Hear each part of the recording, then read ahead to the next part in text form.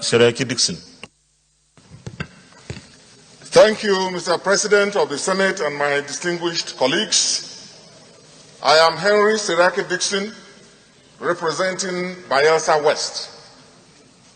Mr. President, this morning I came to your office to bother you a little bit before we both came here, all of us came here for sitting, for two reasons.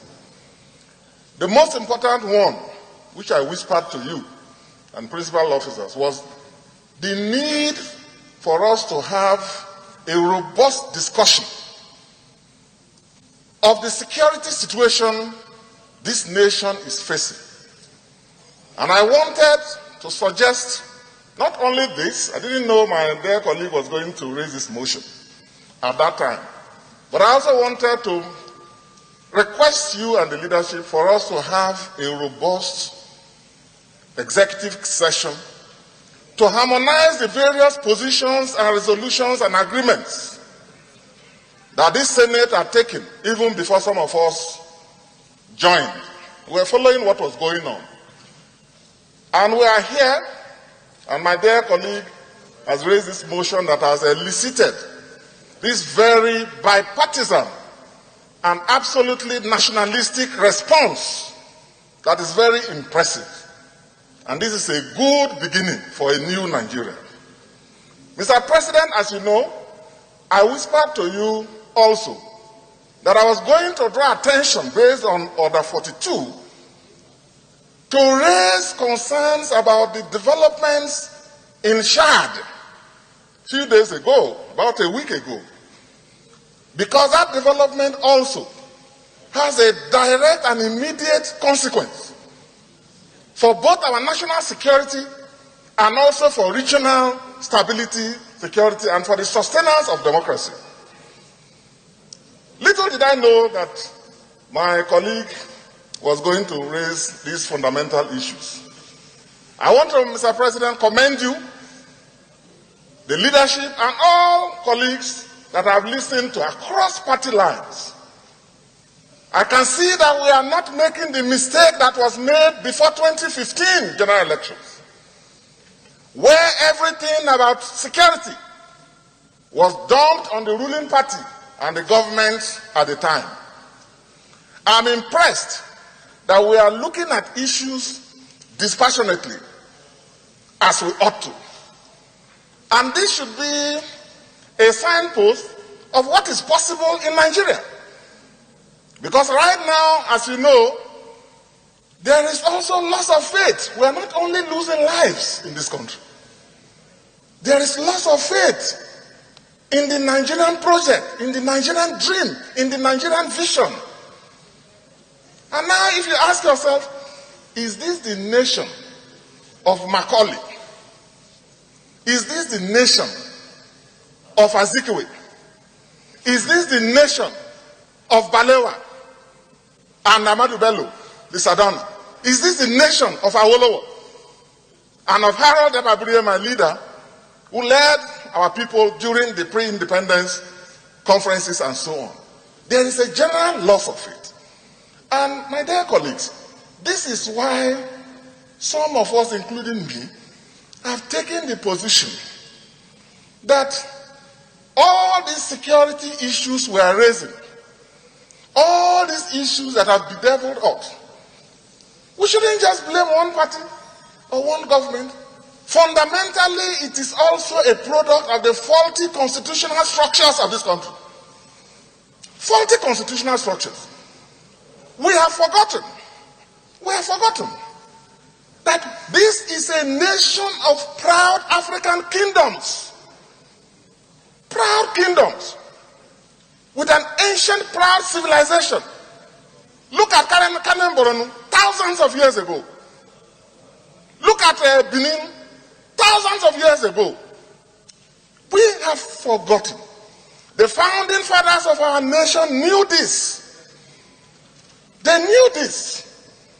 They went for a constitutional arrangement that suited our peculiarities. And we should not forget the wise counsel of Ahmadu Bello, Sir Ahmadu Bello. May God bless his soul. When he told his contemporaries, he said, gentlemen, We are building a new Nigeria. Let us not forget our differences. Let us not forget our differences. Let's remember our history and our circumstances. Yet, craft a nation, bearing that in mind. But the military gentlemen came. Most of our leaders who knew our people, they lost their lives. The systems that were put in place were discarded. And today, you have a government system that is federal only in name. My dear colleague, Senator Bashir, has been laboring himself here, day after day, at least twice or thrice since I came, to make the point that our country is a federation. So, among the various decisions that we will take will be a return, my dear colleagues, to the essential founding principles of our country. Now you have a situation where governors are only governors in name as far as security is concerned. I watched my younger brother, the governor of Niger State, when he was lamenting. He has no control over security. It is not that the federal system, the security system, is deliberately refusing. I don't think we should draw that conclusion. But what has become apparent is that they are structurally incompetent, incapable. How can one man sit down in an office in Abuja and police our diverse nation, a nation of over 200 million people, and still counting? So, Mr. President, we are about to lose the Nigerian dream, and we should not let that happen. Some of us, and we have told everybody, including those who are pushing for going different ways, that that is not the solution. The challenge is a challenge of leadership. Everyone must rise to the occasion. Mr. President, who is leader of the nation, should rise and take leadership. Take leadership and do what he has to do, including leading in the area of fundamental constitutional reforms. Where he fails, this chamber, working in conjunction with our counterparts in the House of Reps, we can give this nation a new direction. Let me add that I'm very impressed by the quality of minds that are in this chamber, and I'm privileged, sir, to also serve on your other committee on constitutional amendment. And in the meetings I've attended so far, I'm pleased with the quality of members there. Patriotic Nigerians from across the length and breadth of this great nation. And I believe that, guided by these fundamental ideas of unity, based on equality of citizenship, justice and fairness to one and to all, a nation that belongs to all, not a few, not to anyone, but a nation that we can build that will stand up to the dreams and aspirations of the founding fathers, as the largest African nation that can stand up and portray what is best for the black man. That dream is now under threat.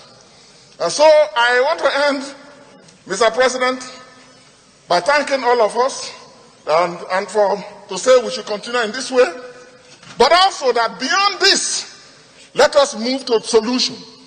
Solution being sitting down robustly with an open mind. With an open mind. You may round up, please.